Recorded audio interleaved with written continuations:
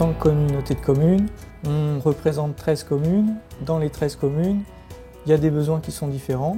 L'un des atouts d'OpenGST, c'est le fait que c'est un logiciel de suivi d'intervention, de gestion de tickets, mais qui met en face un coût pour l'intervention. Donc ça, c'est pas très commun pour les logiciels de gestion de tickets.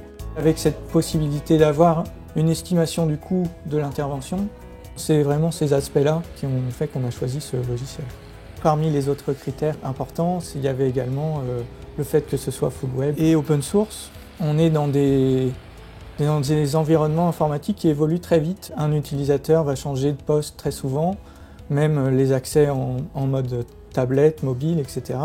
C'est des choses qui sont possibles en web. Avant le logiciel OpenGST, on gérait les interventions au coup par coup. Donc on avait beaucoup de demandes, soit par fax encore, soit par mail, soit par téléphone. Quand il fallait refacturer ensuite à la commune, on n'avait aucune trace de la première demande. En utilisant OpenGST, on cherchait à optimiser le temps, l'organisation, avoir une trace en permanence de la demande des communes. Ça nous permet de refacturer, pas aussitôt, mais quasiment aussitôt, quoi. La commune nous fait la demande d'intervention sur le site OpenGST. Par rapport à la demande, on fait une fiche de tâche, quoi, et la fiche de tâche la donne à l'agent pour intervenir sur le lieu demandé. La nouvelle évolution sur le logiciel qui est en cours de mise en place, c'est que les agents auront une douchette avec un code barre et quand ils ont fini leur intervention, ils viennent scanner leur code barre, leur nom, le temps passé sur les travaux. Pour utiliser la douchette, elle est simple d'utilisation. C'est un peu comme quand on fait ses courses, donc il y a juste à scanner et c'est parti, quoi. Donc l'intervention était en attente jusqu'à ce qu'ils interviennent. À partir du moment où ils ont commencé l'intervention, moi elle passe en intervention en cours. Moi je sors le coût de l'intervention, je remonte ça en compta et avec ça eux ils font une facture. Donc maintenant on le fait avec OpenGST, avant je le faisais manuellement avec les feuilles de travail des agents. Et également ça nous permet de ressortir un coût pour chaque service ou pour chaque entité de la communauté de communes.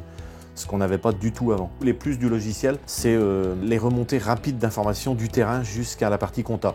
En pouvant y intégrer les matériaux et les matériels, ça peut être très rapide après, quoi. Et c'est ça qui est très intéressant. Le retour des communes, en plus, c'est plutôt des bons retours. C'est ce qui nous a aussi poussé à chercher un logiciel et à trouver un logiciel pour pouvoir refacturer le plus rapidement possible aux communes.